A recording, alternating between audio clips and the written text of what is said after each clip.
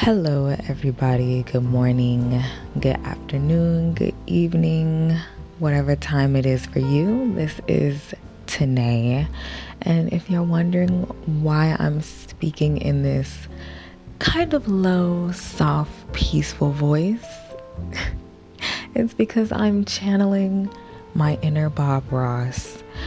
And that's what I want this series to be about. I want it to be about you watching something that relaxes you, that kind of evens you out and just makes you feel all good inside and prepare you to go to sleep at night. Yeah, this series is going to be for anybody who enjoys art and peace and quiet and has trouble sleeping. So, what I'm drawing here for you today is what I now call my Peppermint Pastry. And the reason I named her my Peppermint Pastry is because I was working on holiday pieces and I wanted to draw something that I could incorporate candy canes and peppermints into, because it was the holidays. But I also wanted, for some reason, it was just calling out to me.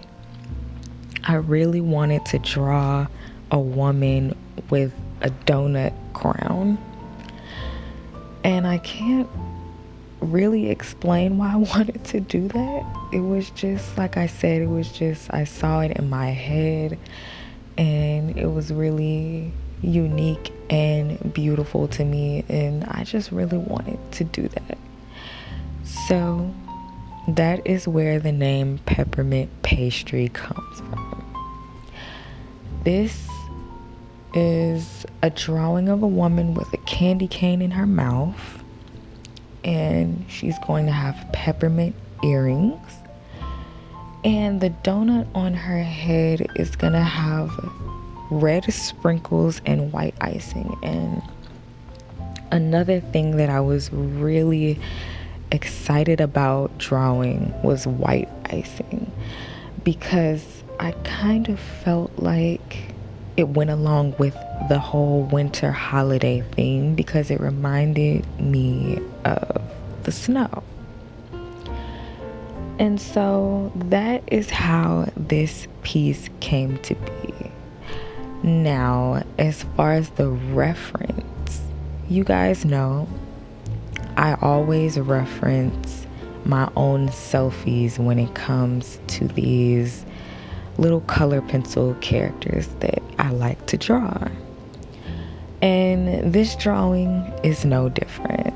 I referenced a photo of myself smiling with my index finger in between my teeth. And I chose that picture because I really wanted her to look happy and overjoyed, and like the holidays was the time of the year where she just thrived. And to me, the holidays are a really happy time of the year, and I really wanted that to reflect in her expression. And so I drew her with this big smile. And another thing about the reference photo is that in that particular selfie, it is grayscale. And you guys know that I'm known for my color usage, and I love using bright, vibrant colors and drawing pretty skin tones with all these purples and pinks and peaches and oranges and browns intertwined. And drawing in grayscale is something I haven't done in years. My last attempt was 2017. And I haven't actually completed one since 2016. I've just been all about color, and gray is actually my favorite color. But I feel like I'm just so much better when I'm using 100 colors rather than keeping it simple with grayscale. So that posed a real challenge for me when it came to this drawing. I kind of went back and forth about whether or not I wanted to actually try and make it a colored piece anyway. Like kind of imagine the colors there and draw it and shade it in that way. But to be honest, I've tried to do that before in the past and it went horribly wrong, and I really did not want this piece to serve as like a guinea pig type piece. I really wanted to kill it, and so I ultimately decided to just go with a grayscale. I felt like it would probably be easier for me with color pencil than it has been with graphite or charcoal in the past. So yeah. As you can see right now, I'm drawing in the eyes. That is what I typically like to start with when it comes to these color pencil characters. Is I always fill in the eyebrows first, and then I do the eyes in the eye area. And that's mostly because the eyebrows and the eyes will be the darkest part of the piece, which is true in this case. Also, it's partly because it's one of the most fun and easiest parts for me to do. I think shading in eyebrows is almost therapeutic for me. This part with the eyelids was kind of a struggle. It was a little bit difficult because at this point I'm just beginning and I hadn't quite figured out what colors I needed to blend in order to achieve that really cool navy blue grayish color that I was going for. And so I started out with this bright blue color on the left, and then you see me on the right starting with more of a gray color. And that's because I was still trying to figure it out at this point. I blend in more blue with the gray, and then I go over to the blue and I blend in more gray with the blue so I can make them match, and it's finally starting to look like the color that I want to achieve. Because even though it is grayscale, there's like a hint of a navy blue shade to it. And I really like how that color looked on the reference photo, and I really wanted it to match up with that. So yeah, once I figured that out, figuring out the rest of the shading was pretty easy.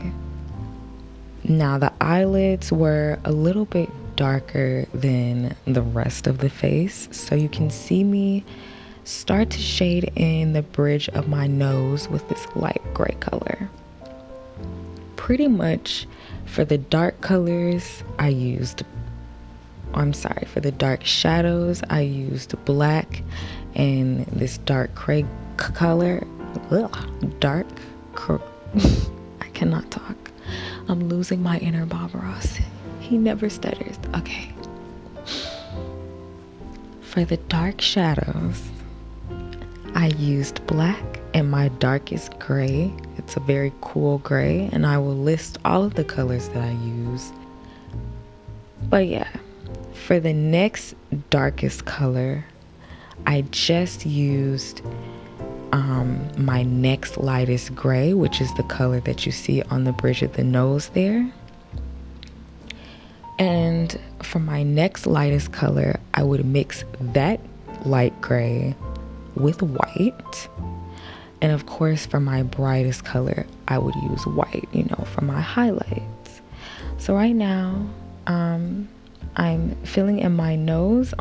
In the reference photo, my nose has kind of a contour to it. So I'm highlighting that, getting that out of the way right now with the dark gray that's bordering my nostrils, and with that really bright white circle in the center of my nose, which is the highlight that I like to use on the tip of my nose. And the nose is pretty much done for the most part. I'm gonna go back in with a dark gray just to really show that contour a little bit more. And then when I get done with that, I'm going to blend in the bridge with the center of my nose. I'm gonna blend in those two grays. Now, as you can see, I'm starting on the cheeks. This part was also very simple to shade and very fun to shade. Even though I'm not accustomed to using just gray colors, I think I enjoyed it actually, because I enjoyed the fact that I was limited to like 5 different shades rather than trying to find so many different colors to blend. Typically, when I draw skin tones, I use about 15 to 20 different colors. And like I said, with this piece, I only had to use really 3 or 4 colors because I blended them to make, darker and lighter shades.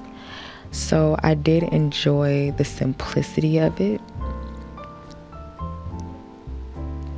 And now I've added in more highlights using my white gel pen. I love my white gel pen. It really, the white color pencil highlights things, but the white gel pen really makes them pop and stand out. And so I've added that in the corner of my eyes because I like to put a little highlighter there as well, and I think it really makes the eyes shine. Not just the white gel pen in the corner, but also the little white bright lights that you can see shining in my actual pupils. I love that. And I also used the white gel pen to add in any kind of shiny thing that appears on my face after I've already shaded it in. In this case, that would be my 2 nose rings. Of course, now I'm drawing my lips. Now my lips in the reference photo, I had lipstick on with like a dark brown lip liner. And so I'm shading in the lip liner with my black color pencil. As you can see, it's a little bit darker at the top than it is in the center. And then I'm just making sure that I get these shadows underneath my nose accurate, because if those aren't accurate, then my smile and the feeling and the emotion that my smile gives off is not going to be accurate. Those are very important. Any shape or shadow that you draw on the face, no matter how big or small, can change the expression dramatically. And I want it to express pure happiness and joy.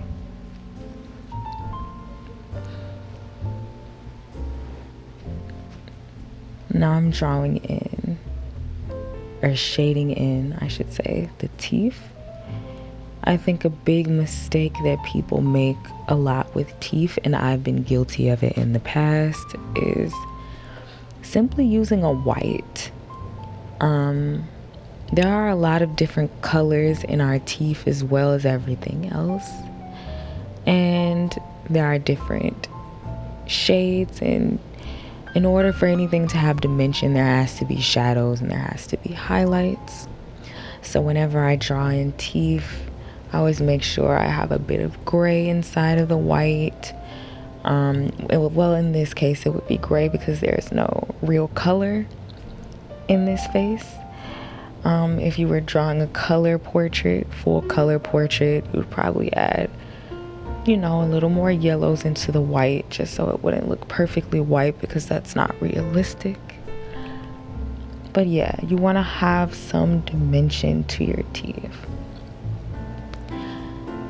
A lot of people probably didn't notice this or wouldn't notice this if I didn't say anything, but I actually made an error with the candy cane. I was going off of the reference photo of where my finger was placed, and I didn't realize that I wasn't holding my finger in between my teeth, and therefore when I drew the candy cane to replace my finger, the candy cane wasn't between my teeth, and it just kind of looks like if there's a candy cane just there and I'm not pinching it with my tooth. So I am gonna go back and try to fix that later when I realize it. I don't realize it until I start shading the candy cane in. But it is a mistake that I made, and I just wanted to point that out. I think it's good for me to point out my mistakes when I'm drawing on this channel, because I know that there are a lot of beginner artists or artists who aren't quite on my level yet who will look at my work and think it's perfect and that I never make errors, and then they will feel like they shouldn't make mistakes either, or they'll get more frustrated when they do make mistakes. And I just want people to know that we all make mistakes as artists, and there's nothing wrong with that. You can always go back and try to fix it, and if you can't, you can just accept it. And like Bob Ross says, there are no mistakes, there are just happy accidents. So my candy cane was just a happy accident. And like I said, nobody commented on it. I don't think anybody really noticed. If they did, they probably thought that the piece was so dope overall that it really didn't matter. And that's great. So now I'm going in with my gel pen to highlight the kind of light shining off of the candy cane, just to give it a more realistic feel. And then I start on my chin. The chin was really important to me that I got it right, because shading can also make your chin look really long or large if you don't do it exactly right. And the angle that this photo was taken from was already kind of below my face and was elongating it already, so I didn't want to elongate it any further and make my chin like super huge. So I put in a lot of time on the chin to make sure that I got that right. And just like the rest of the face, all it took was my dark gray, a little bit of my black, my light gray combined with white, and then a little white where the light is shining on my face. In this photo, there is a very direct light shining on me from the left, and you'll see that in a minute once I get to that side of my face.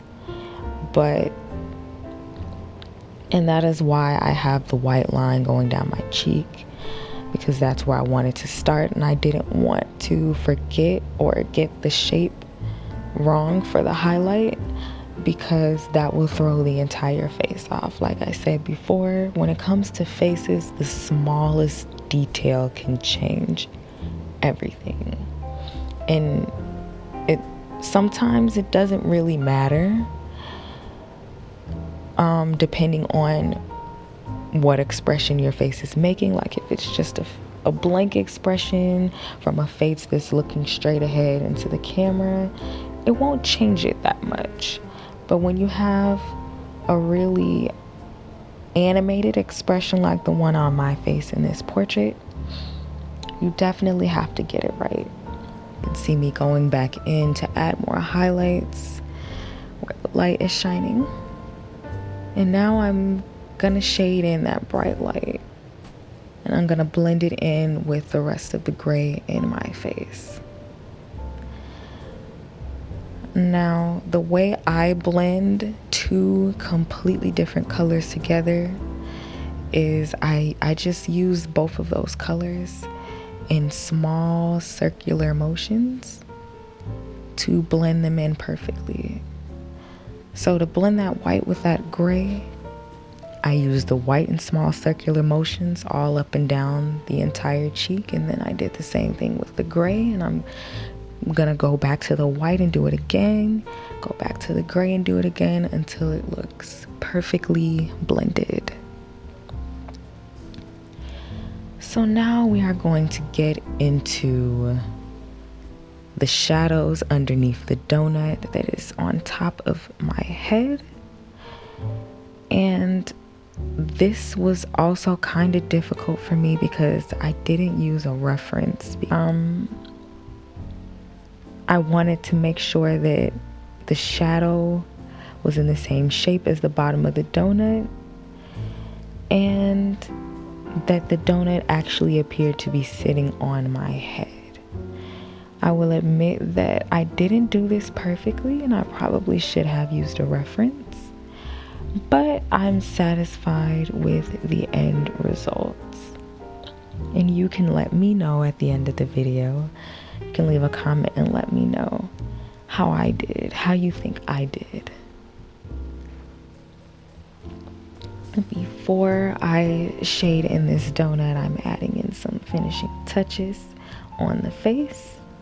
And I will go back and do that a lot whenever I draw any portrait, because I just want to make sure that I don't forget anything I've been known to forget. Things such as ears, entire ears, and other details in just tiny spaces where there's no color at all. I've been known to forget to go back and fill those in. So whenever I draw any portrait now, I go back 4 to 5 times maybe after I've initially completed the face. And now I'm just finishing my peppermints.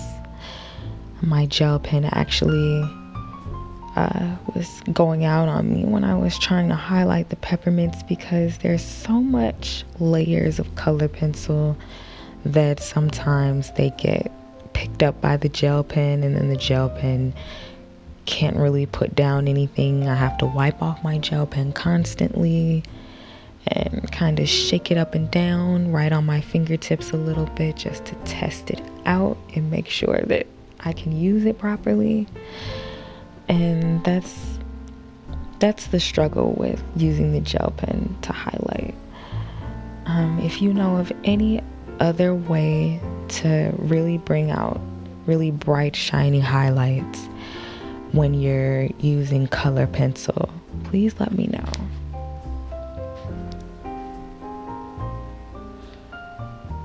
So now is the difficult part for me. I'm a master at drawing faces, in my opinion. So drawing the face is the fun part, and drawing the props and all of the extra things in the background is the difficult part for me. So whenever I finish a face, I always say the easy part is over.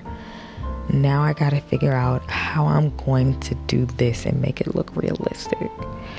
I've never drawn a donut before, but I have drawn things dripping.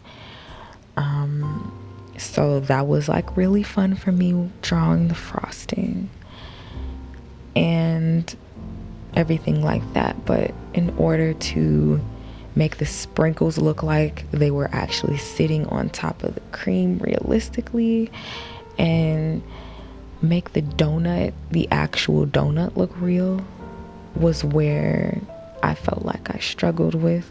I didn't want to overdo it, which I tend to do sometimes, but I think it went okay. I just did what I know, shaded in the shadows of the frosting to make it look three-dimensional instead of just making it completely white. I put a shadow underneath every single sprinkle that sat on top of the donut, and I added a highlight around the border of the frosting just to match it up with the reference photo. I did use a reference photo for the donut, and I just did my own frosting. Like, I took it somewhere else and I added more into it.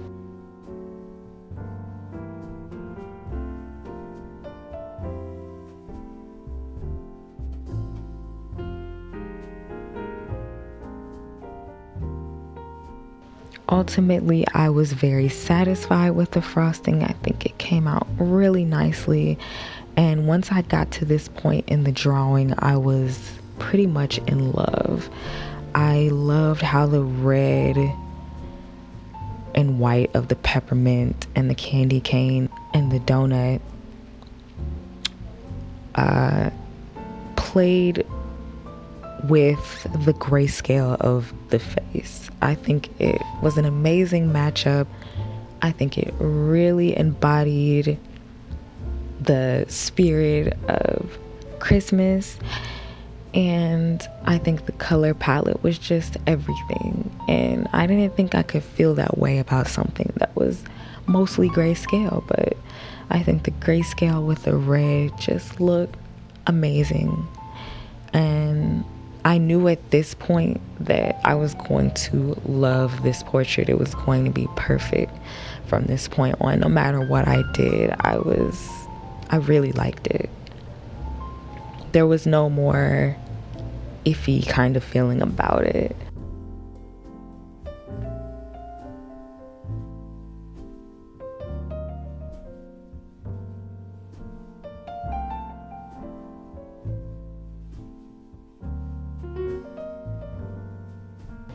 Even though drawing the donut was one of the more difficult parts, I feel like it came out really nicely. Even adding the brown in didn't disrupt the beauty of the color palette for me. So I just made the brown parts of the donut look as realistic as I could. I spent a lot of time on this part as well, making sure I was getting the colors right and making sure everything was blended to perfection. The blending here in the donut is intentionally a little bit more rough than the blending everywhere else, because I feel like the brown parts and the creamy parts and the white parts had such harsh lines that separated them that I didn't need to blend it so smoothly as I did everywhere else.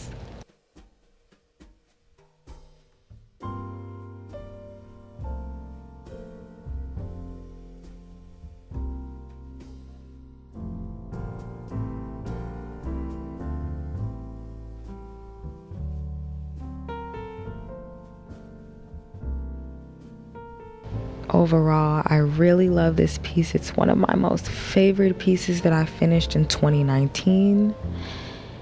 And it was received very well, like a lot more well than I thought it would be, particularly the time lapse on TikTok and on Instagram. And I was very happy about that, because it's always nice when one of your 100% original pieces does so well. So I'm really glad that everybody liked it. And that is going to be the end of this video. I hope you enjoy my explanations and my Bob Ross voice. And I will be back with more 30-minute time-lapse videos and explanations. Like I said, this is the beginning of a new series. And if you liked it, please give it a thumbs up and comment and share. And I'll see you in the next one. Thank you very much for watching. Goodbye.